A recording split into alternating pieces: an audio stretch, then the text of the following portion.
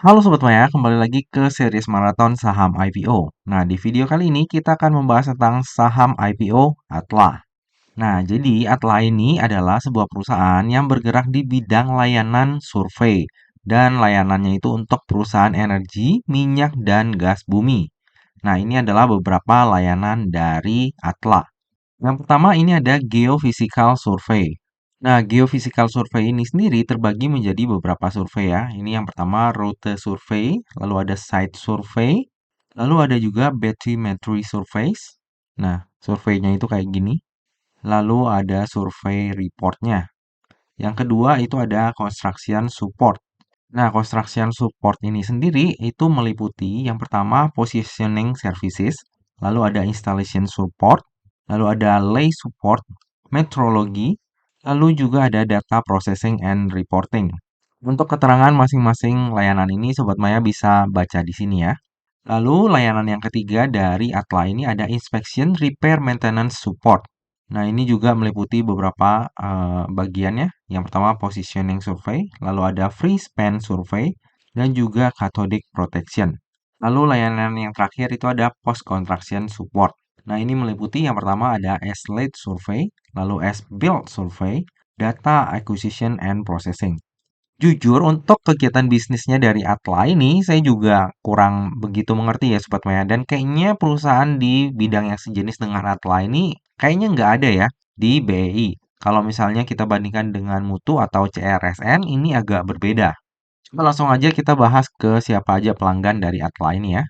Kalau misalnya kita lihat di sini, Atla ini didirikan di tahun 2016 ya Sobat Maya. Di tahun 2017-nya, klien-kliennya itu namanya lumayan terkenal ya, kayak Star Energy, terus ada Pertamina juga, lalu ada Telkom Infra, nih Sobat Maya, ada Petronas juga, lalu ada Medco Energy. Jadi untuk klien-kliennya Atla ini ya lumayan-lumayan ya, nama besar semua. Coba kita lihat laporan kinerjanya. Nah, kalau misalnya kita lihat dari sisi kinerja nih ya, Sobat Maya. Dari sisi pendapatan, ini cenderung turun ya dari tahun ke tahun. Di tahun 2020 ini 141 miliar pendapatannya. Lalu di tahun 2021 menjadi 128 miliar. Dan di tahun 2022 menjadi 64,8 miliar. Ini turun terus ya. Lalu per 30 September 2023, jika kita bandingkan di periode yang sama di tahun 2022, ini juga pendapatannya turun juga Sobat Maya. Jadi kalau misalnya kita lihat tren pendapatan Atla yang turun terus, ya ini agak kurang bagus ya. Lalu kalau misalnya kita lihat dari sisi laba bersihnya, ya dari tahun 2020 ke tahun 2021 terjadi peningkatan ya. Tapi di tahun 2022 terjadi penurunan lagi laba bersihnya. Dan most likely di tahun 2023, ini laba bersih dari Atla juga akan lebih menurun ya dibandingkan dengan tahun 2022. Nah, kalau misalnya kita lihat dari sisi laporan laba rugi ini, ya Atla ini agak kurang oke ya Sobat Maya ya. Pendapatannya turun dari tahun ke tahun, lalu laba bersihnya juga relatif turun ya dari tahun ke tahun. Jadi ini adalah salah satu hal yang perlu kita waspadai. Lalu berikut ini adalah para pemegang saham dari Atla. Untuk pemegang sahamnya ini ada 5 ya Sobat Maya, semuanya individu.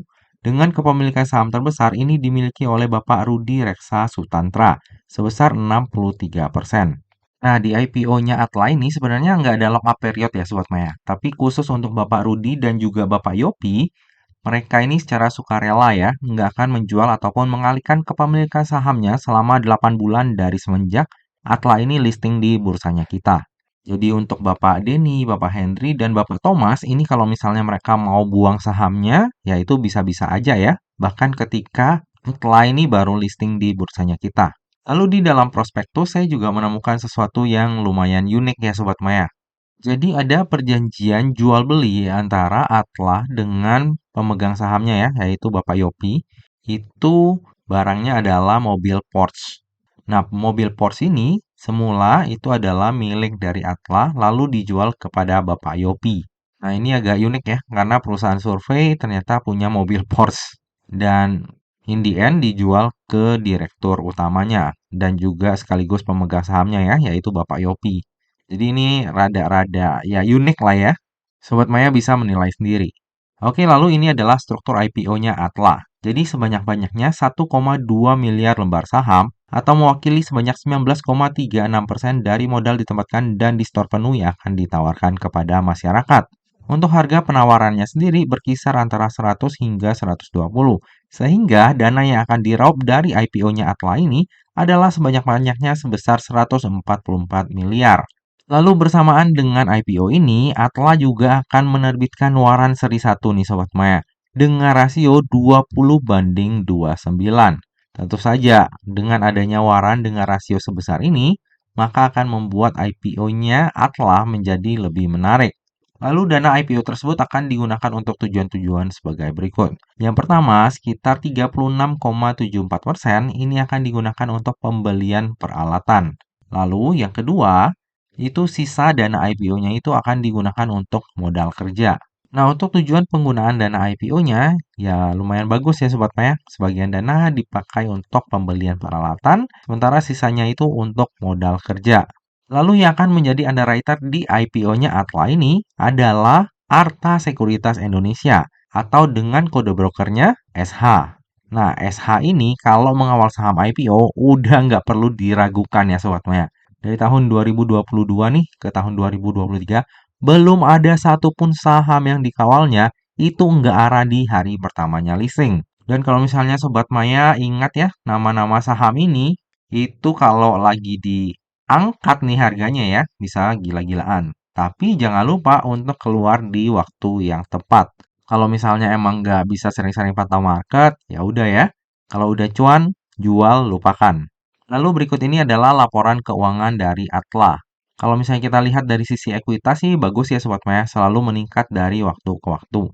Nah, bagi Sobat Maya yang konsen terhadap daftar efek syariah, jika kita lihat dari sisi rasiotan dan juga sektor usahanya, maka Atla ini akan masuk ke dalam daftar efek syariah.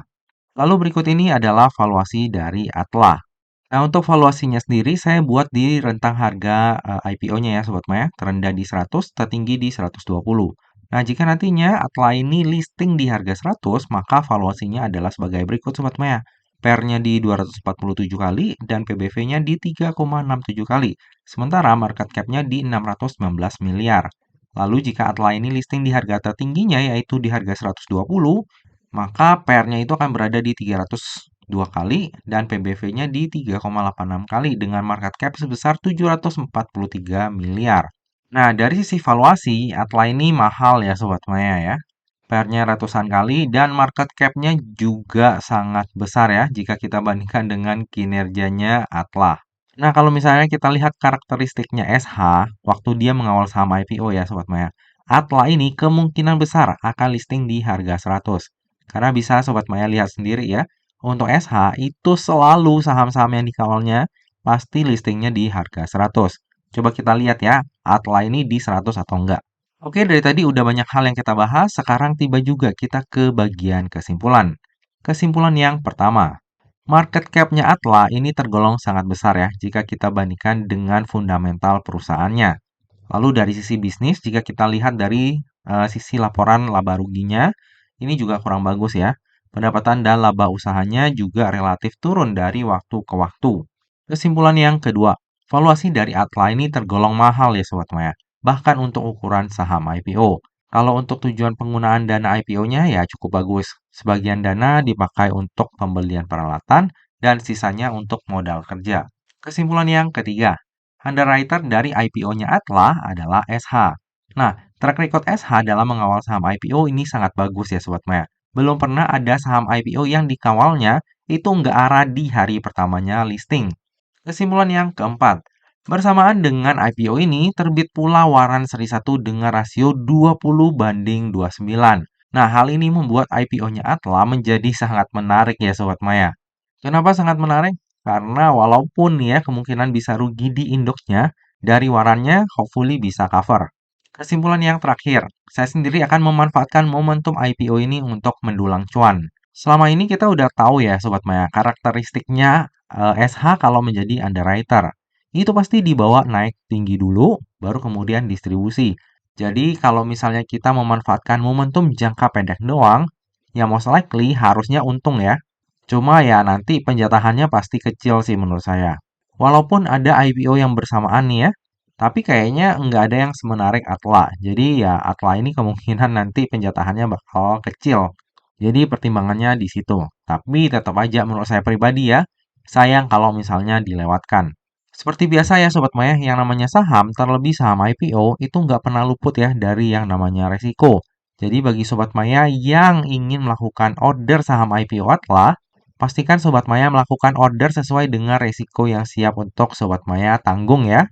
Jika nantinya saya udah order saham IPO Atla ini, akan saya share ya kepada Sobat Maya di tab community, YouTube, dan juga IG saya. Nah, Sobat Maya, demikianlah video review saham IPO Atla. Semoga video ini dapat bermanfaat bagi Sobat Maya semuanya dan dapat menjadi bahan pertimbangan nih. Apakah nantinya Sobat Maya mau membeli saham IPO Atla atau enggak? Nah, Sobat Maya, demikianlah video kali ini. Akhir kata, jangan lupa untuk selalu jaga kesehatan, jangan lupa untuk selalu bahagia, dan semoga perjalanan investasi kita selalu cuan bareng-bareng ya. Sampai jumpa di video review saham IPO selanjutnya. Dah.